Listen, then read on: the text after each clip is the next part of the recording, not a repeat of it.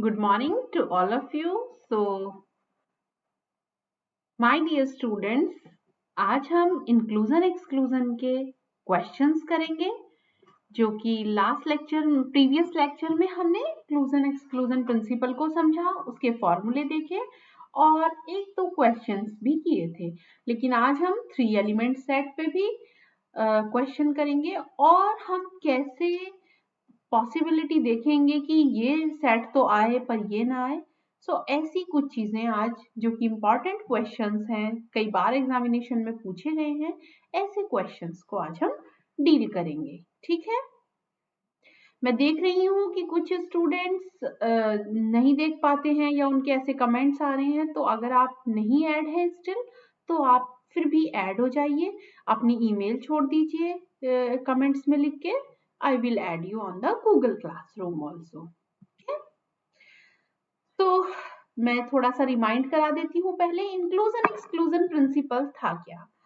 अगर आप किसी भी सम या प्रोडक्ट रूल से पॉसिबल नंबर ऑफ वेज नहीं निकाल पा रहे हैं तो उसमें क्या होता था कि किसी एक सेट में आने के लिए ए और बी दो फाइनाइट सेट हैं, तो ए यूनियन बी की cardinality number of element in A union B can be calculated number of element in A, number of element in B, पर हमें निकालने पड़ेंगे बाहर A इंटरसेक्शन B के। तो ये जब दो सेट्स होते हैं हमारे पास तो हम ये वाला फॉर्मूला लगा लेते हैं। ठीक है, लेकिन अगर हमारे पास 3 एलिमेंट हो तो हम कैसे डील करेंगे। पहले 2 एलिमेंट का एक क्वेश्चन कर लेते हैं, उसके बाद में 3 एलिमेंट का फॉर्मूला लिखूंगी। ठीक है चलिए, क्वेश्चन क्या दिया है। इंक्लूजन एक्सक्लूजन प्रिंसिपल की एक बहुत ही खास बात है, इसका क्वेश्चन देखने में जितना बड़ा होगा करने में उतना ही छोटा होता है। ठीक है, प्रोवाइडेड आपको सारी डिटेल्स सही से लिखनी आ जाए। ठीक है, देखिए क्वेश्चन पढ़ लेते हैं, मैं आपको हिंदी में भी एक्सप्लेन कर दूंगी कि क्या कहना चाहता है। From A group of 12 subject, how many combination of 5 subject can be formed so that at least one subject out of mathematics and statistics always remain there। तो ये क्वेश्चन क्या कहना चाह रहा है, 12 सब्जेक्ट के कॉम्बिनेशन में से, 12 सब्जेक्ट के कलेक्शन में से आपको 5 सब्जेक्ट चूज करने हैं, उनके कॉम्बिनेशन बनाने हैं ताकि मैथमेटिक्स और स्टैटिस्टिक्स में से कोई एक सब्जेक्ट हमेशा उस कॉम्बिनेशन में रहे। सपोज करिए, ऐसे क्वेश्चन समझते हैं, Hindi, English, mathematics, statistics, art, social science, physics, chemistry, biology, zoology and all other things. क्योंकि यूनिवर्सिटी में बहुत सारे सब्जेक्ट चलते हैं, तो कितने हुए, 3 4 5 6 7 8, 3 और 3 6, 2 8, 2 10, अभी और 12 भी मैं कहती हूँ A डैश B डैश है। ठीक है, 12 सब्जेक्ट है ये। अब इनमें से आपको 5 सब्जेक्ट का एक कॉम्बिनेशन बनाना है। देखिए, अगर 12 में से आपको 5 चूज करने हैं तो ऑब्वियस सी बात है 12C5 चूज कर सकते थे आप, लेकिन 12C5 चूज करने में क्या एरर हो जाएगी कि हो सकता है आपने हिंदी, इंग्लिश, फिजिक्स, केमिस्ट्री और बायोलॉजी चूज कर लिया, लेकिन आपसे क्वेश्चन की क्या डिमांड है कि जब भी आप कॉम्बिनेशन बनाइए तो मैथमेटिक्स या स्टैटिस्टिक्स हमेशा कॉम्बिनेशन में रहे। ठीक है, चलिए तो कैसे करेंगे हम। Late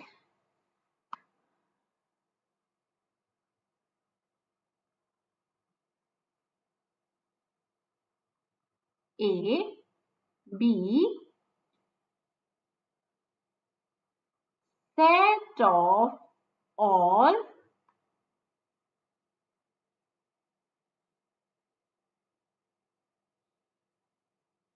be the collection of, एक सेकेंड मैं कलेक्शन लिख देती हूँ,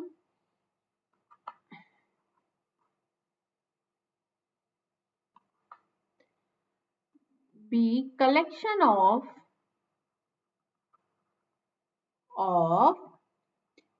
5 subject in which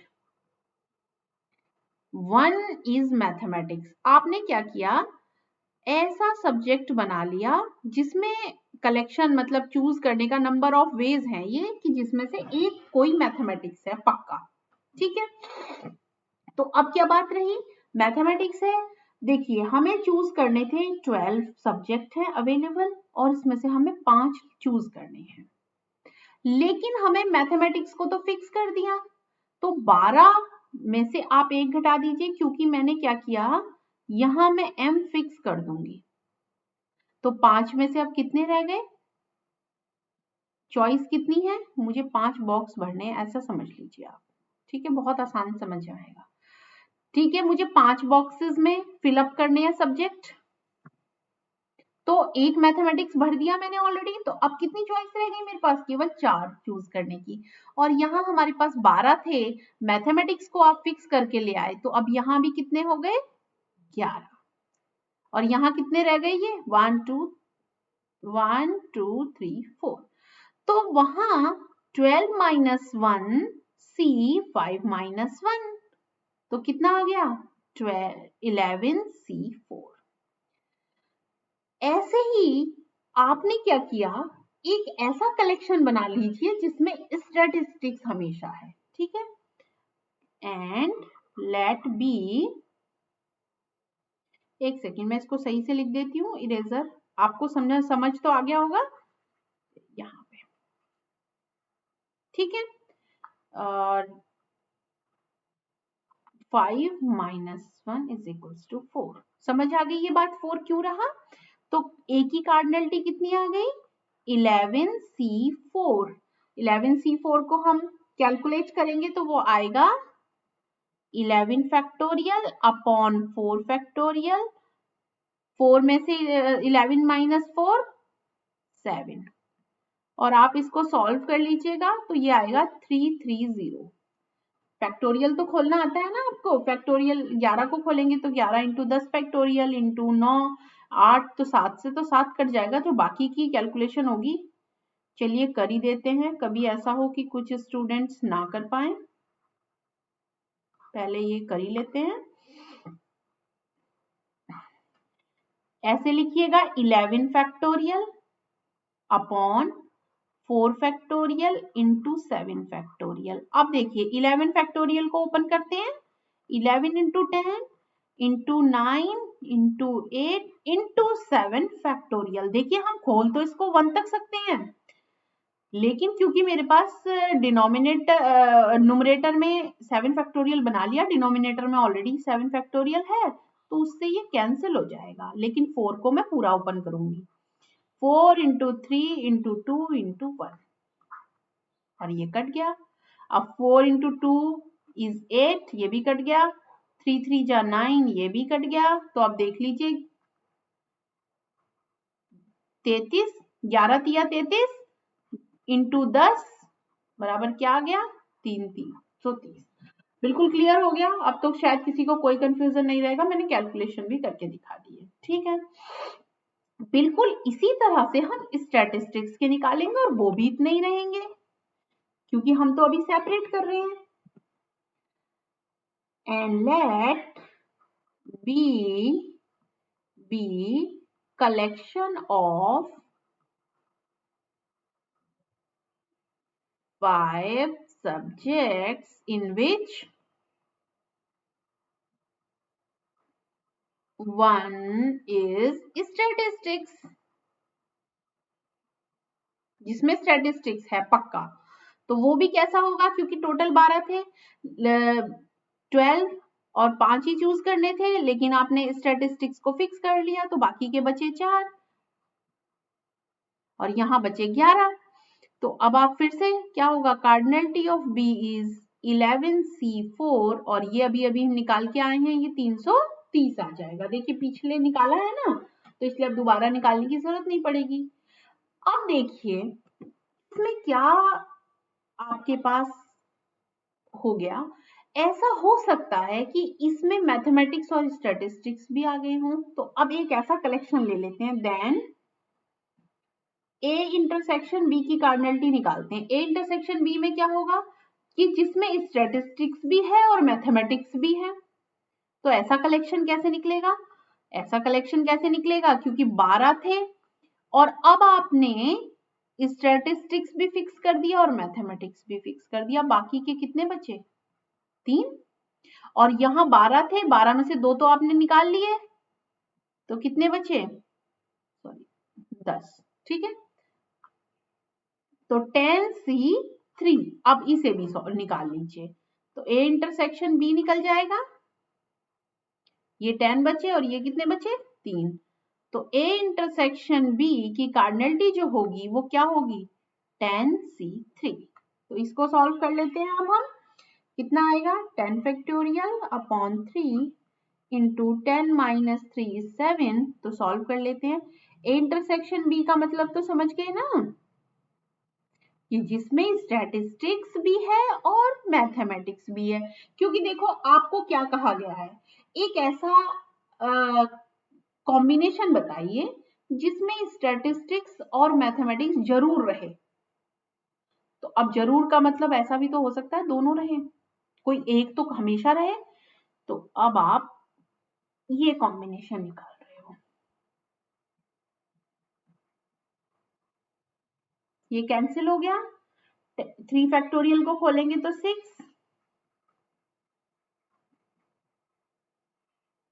3 into 2 into 1, 2 4 जा 8, 3 3 जा 9, 3 चौक 12 इंटू 10 इज इक्वल्स टू 120। तो अब देखिए, जिनमें केवल मैथमेटिक्स है वो कितने कॉम्बिनेशन बन सकते हैं? 330। जिनमें केवल स्टैटिस्टिक्स है वो कितने हैं? 330। पर जिन में कॉम्बिनेशंस में 120 ऐसे हैं जिनमें दोनों हैं। तो अब आप कैसे निकालेंगे? ए यूनियन बी, कि जिनमें हमेशा कोई एक न एक तो है। जैसे ये पूछ लेते हैं ना, इतने लोग चाय पसंद करते हैं, इतने कॉफी, इतने दोनों पसंद करते हैं। तो ऐसा बताइए जिसमें चाय या कॉफी पसंद करते हो लोग, कोई एक ना एक तो हमेशा पसंद करते हो। तो आप ऐसे ही निकालते थे। तो cardinality of A plus cardinality of B minus cardinality of A intersection B. तो ले लीजिए, 330 तो ए के आए, 330 बी के, और 120 माइनस कर दीजिए तो कितने हुए? 660 माइनस 120, तो इज इक्वल्स टू कितने आ गए? 540। तो 540 ऐसे कॉम्बिनेशन होंगे जिनमें मैथमेटिक्स या स्टैटिस्टिक्स जरूर होगा, कोई एक तो हमेशा ही होगा। तो आपका आंसर आ गया 540। तो आपको सिर्फ फॉर्मूला लिखना था और ये निकालने थे कलेक्शन। कोई कंफ्यूजन इस क्वेश्चन में? दोबारा बता देती हूँ, 12 सब्जेक्ट दिए थे और उसमें से 5 चूज करने थे। तो 12 में से 5 चूज करने के तो 12C5 तरीके होते हैं, ये अलग है बेटा, इसको बताने का रफ तरीका था, यहाँ नहीं है इसका इससे कंसर्न। अब आपको कहा गया है कि मैथमेटिक्स भी रहे और स्टैटिस्टिक्स भी, कोई एक तो जरूर रहे। एट लीस्ट का मतलब दोनों भी तो हो सकते हैं ना, पर एक तो जरूर रहे। तो 12 में से मैथमेटिक्स जब चूज कर लिया तो केवल 4 आपके पास ऑप्शन रह गए चूज करने के, कि कुछ भी हो सकता है। क्योंकि अब 12 में ये 12 थे पूरे सब्जेक्ट, एक हटा दिया आपने तो ये 11 रह गए, यहाँ 11 रह गए। और यहाँ भी जब मैथमेटिक्स फिक्स कर दिया तो अब तो 4 ही रह गए ना, तो 11C4। ऐसे ही आपने स्टैटिस्टिक्स का निकाल लिया। अब दोनों में अगर दोनों रख दिया आपने तो दोनों मैथमेटिक्स और स्टैटिस्टिक्स कट जाएंगे, बचे 3 और वहां 10। तो 10 में से 3 चूज कर लीजिए। फिर आपको कोई एक लेना है, तो ये फॉर्मूला है प्रिंसिपल ऑफ इंक्लूजन एक्सक्लूजन।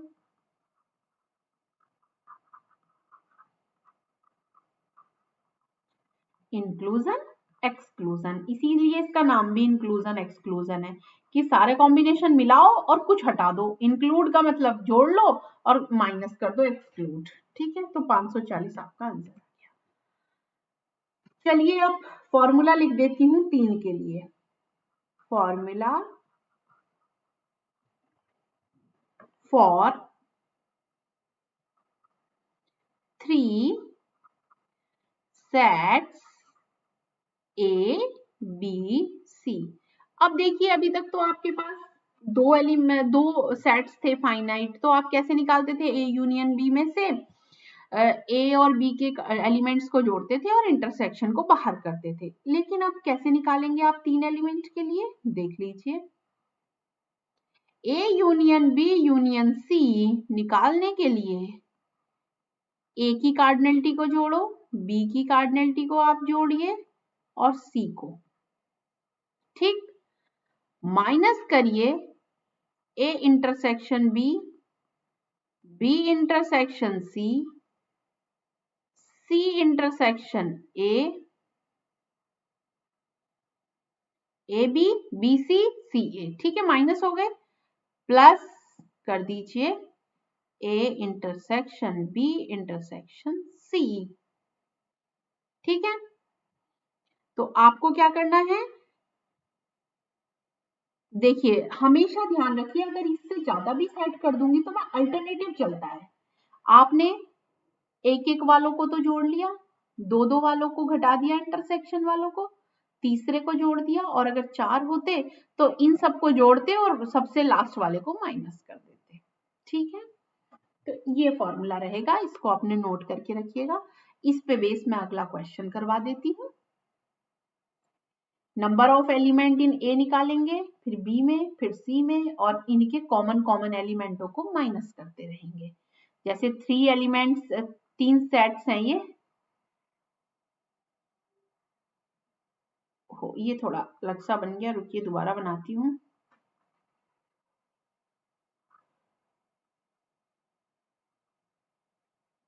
एक ये सेट ए है, ये ए इंटरसेक्शन बी है, और ये A intersection B intersection C है। देखिए ये तीनों का कॉमन है ना, तो ये तो A intersection B intersection C है, ये ए, ये बी, ये सी। ये ए इंटरसेक्शन बी था, ये जो पार्ट देख रहे थे आप, ये पूरा का पूरा।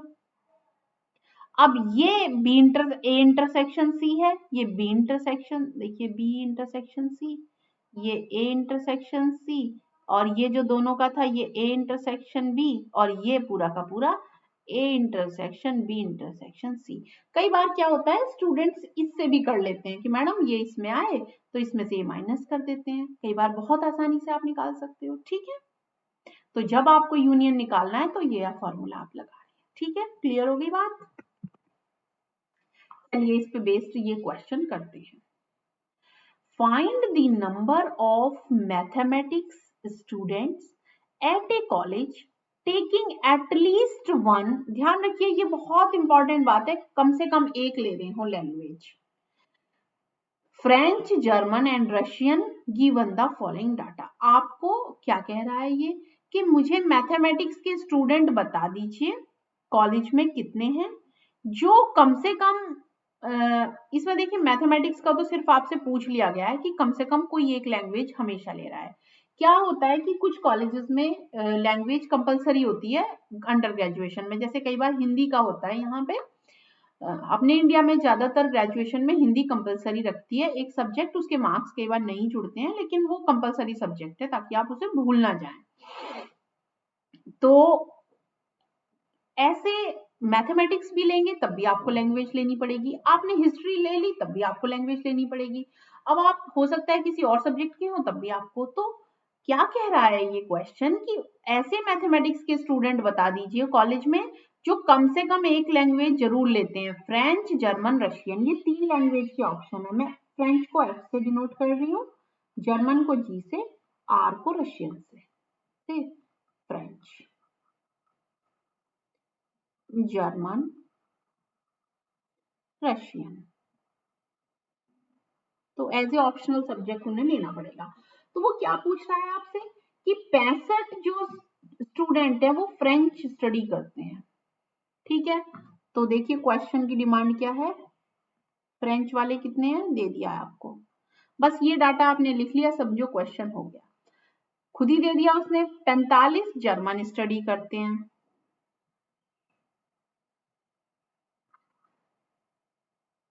अब के हमसे यूनियन की बात कर रहा है, क्योंकि यूनियन नहीं पता ना हमें कितने स्टूडेंट्स हैं जो कोई ना कोई लैंग्वेज जरूर पढ़ते हैं। 42 रशियन पढ़ रहे हैं।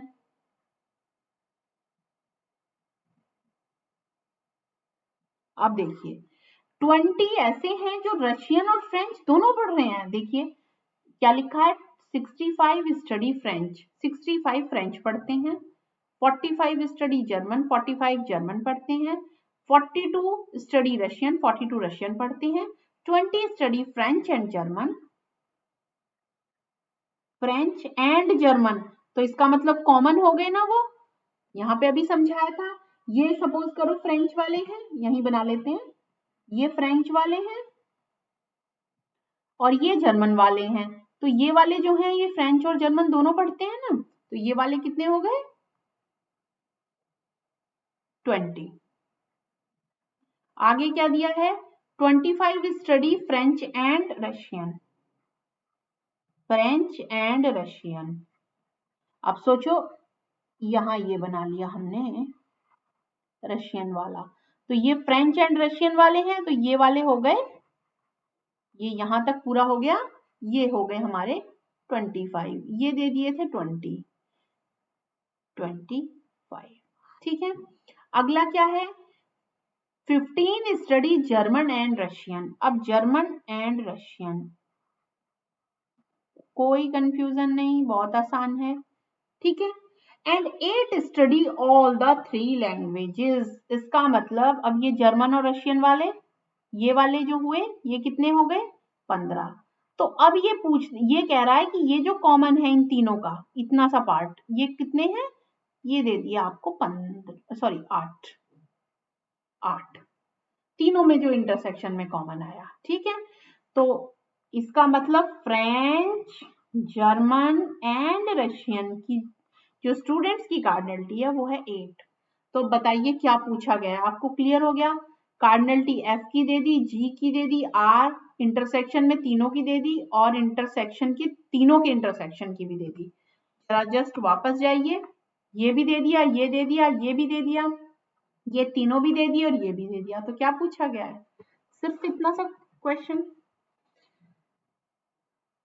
क्लियर हो गए, ये नंबर ऑफ स्टूडेंट हैं जो फ्रेंच पढ़ते हैं, ये नंबर ऑफ स्टूडेंट हैं जो जर्मन पढ़ते हैं। Let F denote. चलिए अब क्वेश्चन करें।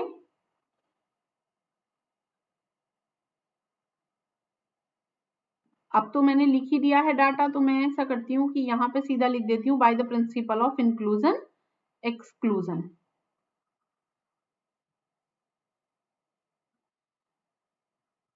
By the principle of inclusion exclusion, ये जो इंक्लूजन एक्सक्लूजन है, इस सिद्धांत के हिसाब से आपको क्या फॉर्मूला लगाना है,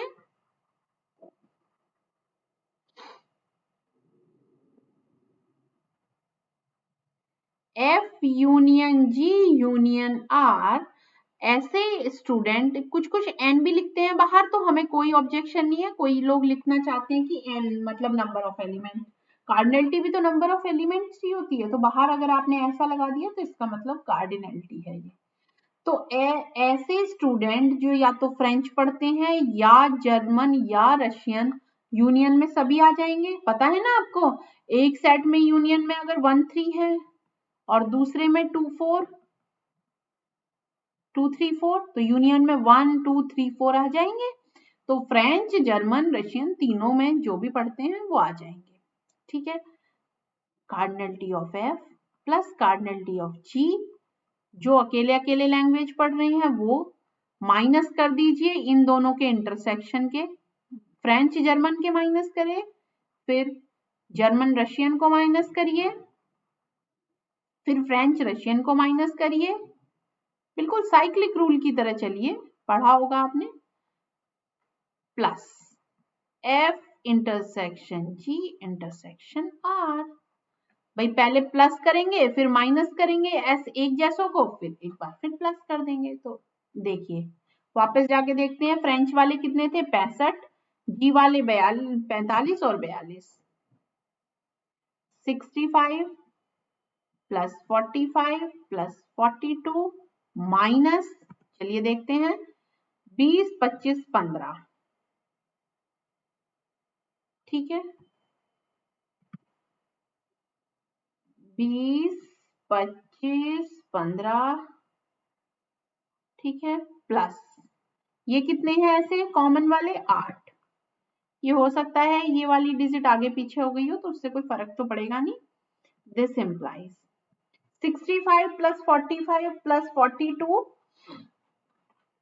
जोड़ लेते हैं इनको। ये हो गए 110 प्लस 42। ठीक है, प्लस 8। ठीक है, क्योंकि ये प्लस प्लस वाले हैं। माइनस 25 और 15 40, 40 और 20 60। और ये कितने हो गए 110 प्लस 50 माइनस 60, ये कितने हो गए 160 माइनस 60। आराम से करिए, पूरा इजीली क्वेश्चन हो जाएगा। अब एक लाइन में भी हो सकता है, पर किसी को कोई भी कंफ्यूजन ना रहे इसलिए मैं फुल कैलकुलेशन कर रही हूँ। तो ऐसे 100 स्टूडेंट हैं कॉलेज में जो कम से कम फ्रेंच या जर्मन या रशियन कोई ना कोई एक लैंग्वेज जरूर पढ़ रहे हैं।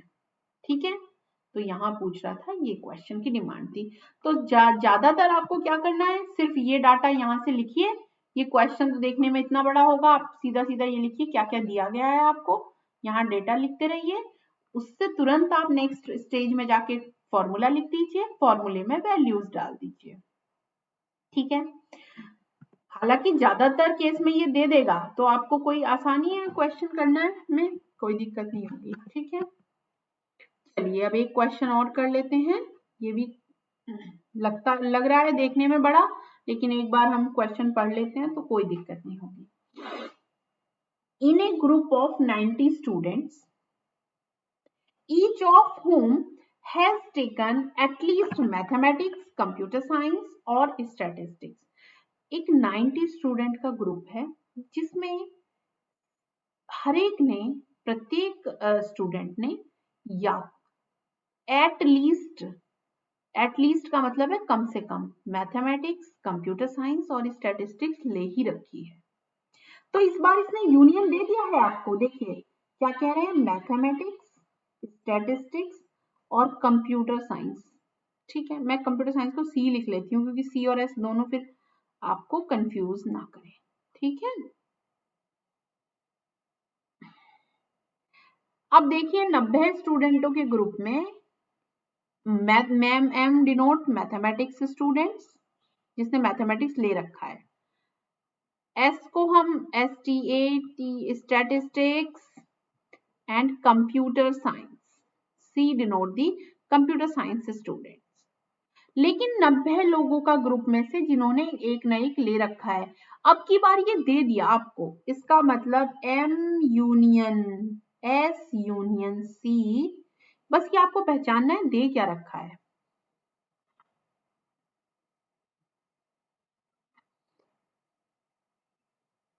दे दिया ना कि कितने स्टूडेंट हैं ऐसे जिन्होंने ले ही रखा है एक ना एक।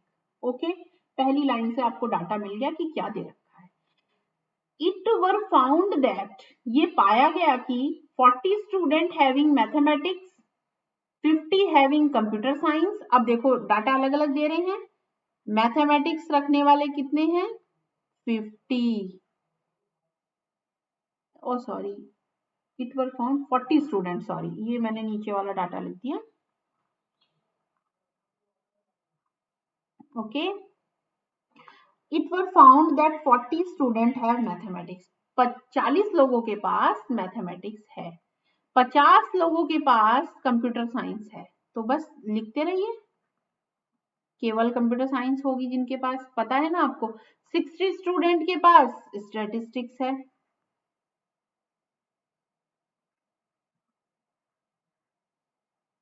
ये क्या हुआ, ठीक है, तो ये तो आपको अलग से पता चल गए। अब 10 स्टूडेंट ऐसे हैं जिनके पास मैथमेटिक्स भी है और कंप्यूटर साइंस भी है। ठीक, तो मैथमेटिक्स और कंप्यूटर साइंस दोनों का मतलब है इंटरसेक्शन। देखिए अच्छे से पढ़िए, 60 स्टूडेंट हैविंग स्टैटिस्टिक्स, 60 स्टूडेंट के पास स्टैटिस्टिक्स है, 10 स्टूडेंट के पास mathematics as well as computer science, दोनों सब्जेक्ट हैं मैथमेटिक्स एंड कंप्यूटर साइंस। कितने लोगों के पास है? 10 लोगों के पास। आगे देखिए, 40 student have mathematics as well as statistics, mathematics भी है और स्टैटिस्टिक्स भी है। इसका मतलब कितने हैं? वो 40 ऐसे हैं जो दोनों को रख रहे हैं। 10 student have all the 3 subject.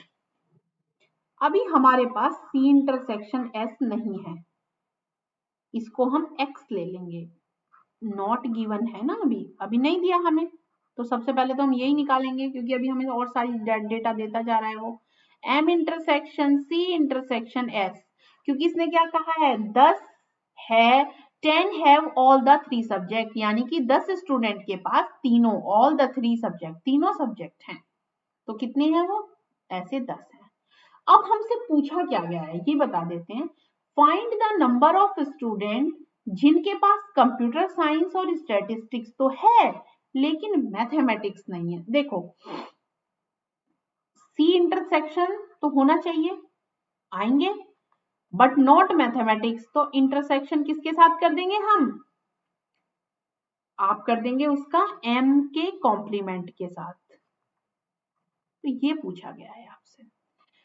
इसमें ऐसे हमने लिख के तो बना लिया, लेकिन अभी जो आपका बेसिक रूल होगा वो क्या करोगे आप? पहले, सबसे पहले सी इंटरसेक्शन एस निकालिए, फिर उसे टोटल यूनियन में से माइनस कर दीजिए।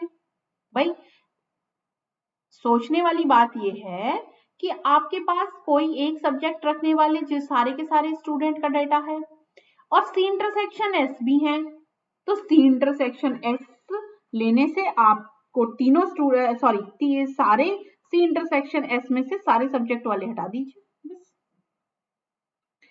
ये सी एम एम एस और सी, ये तीनों रखने वाले ये हैं, चलो थोड़ा बड़ा कर देते हैं, ये तीनों रखने वाले ये स्टूडेंट्स हैं, और मैं कह रही हूँ कि सी इंटरसेक्शन एस रखने वाले ये हैं, इसको ऐसा बना लेते हैं, ठीक है, ये भी है इसमें, ठीक। अगर इसमें से ये हटा देंगे तो ये रह जाएंगे ना C intersection but not mathematics.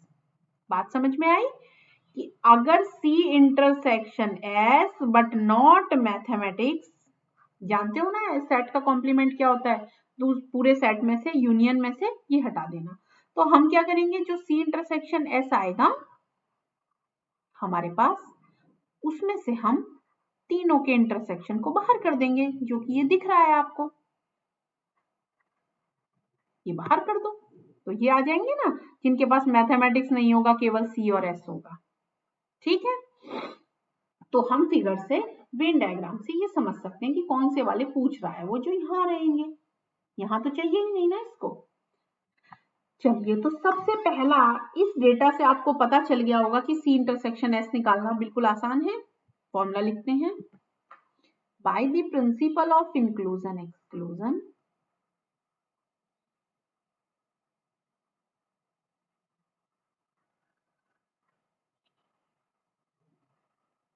इसका मतलब है कि हमें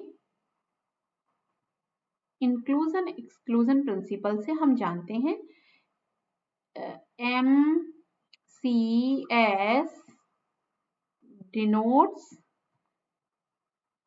3 sets having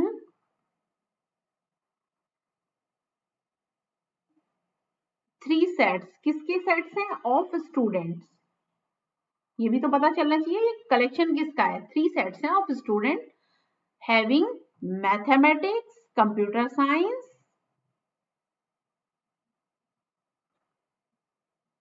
science and statistics. मैंने वैसे पिछले में डाटा में लिख दिया है, बिल्कुल कोई प्रॉब्लम नहीं है अगर आप यहाँ से ऐसे लिख के भी करेंगे, मैंने सिर्फ आपको इसमें लैंग्वेज में भी लिख के बता दिया, एंड स्टैटिस्टिक्स। देन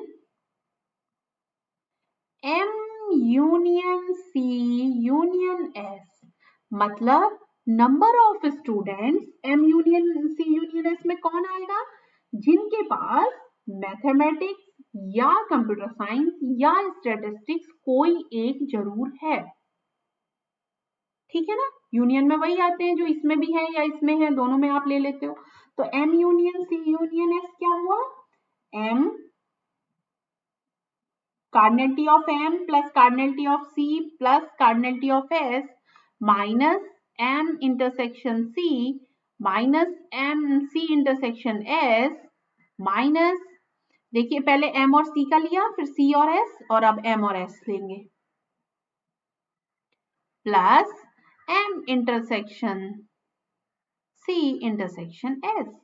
अब आपको क्या क्या दिया है, you just write down that, M 40 दिया है, सी 50, एस 60, एक एक चीज लिखते रहते हैं, 50 40 50 60, जस्ट ए मिनट सही से लिख देते हैं,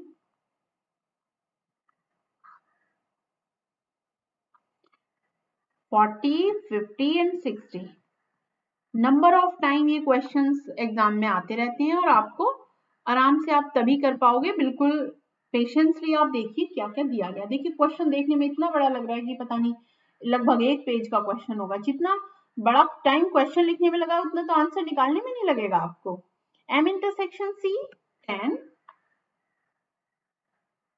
अब ये तो मैंने x मान लिया क्योंकि ये दिया नहीं गया है आपको, तो चलिए माइनस x कर लेती हूँ मैं, पता नहीं है हमें तो लेट अस से x, चाहे आप इसको एज इट इज रहने दीजिए, that is your choice. 40 plus m intersection c intersection s, तीनों दिए हैं 10, और इस साइड कितना दिया था, 90 स्टूडेंट का एक ग्रुप था, देख लीजिए ये दिया था ना 90, m union s union c 90। तो अब चलिए कैलकुलेट करते हैं, 90 is equals to 40 plus 50 plus 60, तो 150 हो गए ये, तो यहाँ 150, इनको ऐड करा 150 माइनस 10 और 40 50 माइनस x प्लस 10, तो ये 10 यहाँ ऐड हो जाएंगे, 160 माइनस 50 माइनस x, अब ये कितने हो गए, अब आपके पास 110, इधर 90 है और इधर x है, तो जरा x की वैल्यू निकालिए, x is equals to 110 minus 90, तो x इज इक्वल्स टू 20। 20 का मतलब क्या है, क्या निकला, ऐसे स्टूडेंट निकल गए जिनके पास कंप्यूटर साइंस भी है और स्टैटिस्टिक्स भी है।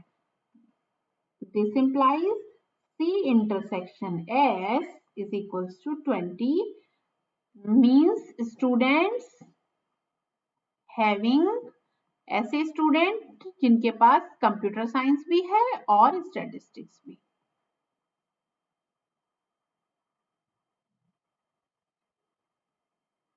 ओके चलिए, अब हमारे पास दिया क्या था, हमें एक ये भी बात पता है, अब हमें क्या निकालना है,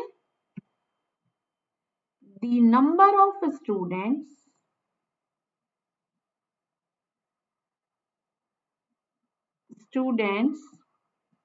हैविंग, वापस जाके पूछते हैं क्या पूछा है, number of student having computer science and statistics and CS का मतलब computer science and statistics but not mathematics, मतलब उसमें एक भी मैथमेटिक्स वाला ना आ जाए, वो कंप्यूटर साइंस और स्टैटिस्टिक्स के ही पूछ रहा है, इज इक्वल्स टू क्या हुआ, m कॉम्प्लीमेंट ले लें और c और s का इंटरसेक्शन, ये पूछ रहा है। अब देखिए ये कैसे निकलेगा, तो m intersection c intersection s कैसे निकलेगा, जो c इंटरसेक्शन s में आए हैं उसमें से आप मैथमेटिक्स c और s वाले को बाहर कर दीजिए, यही मतलब हुआ ना।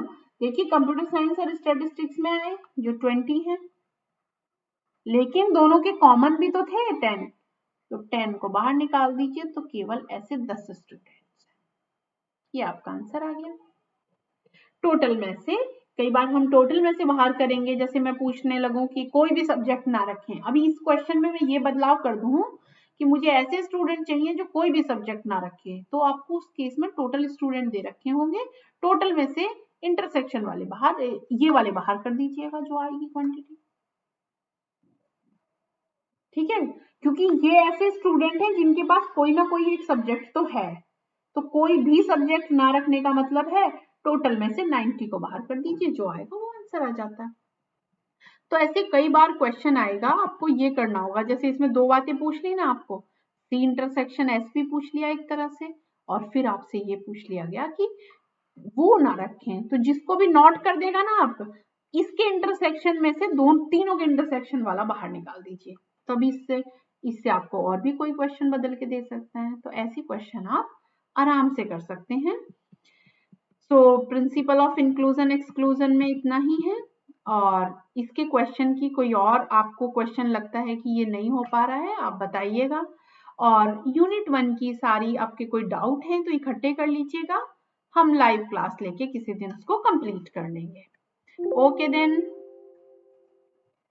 B regular and keep watching.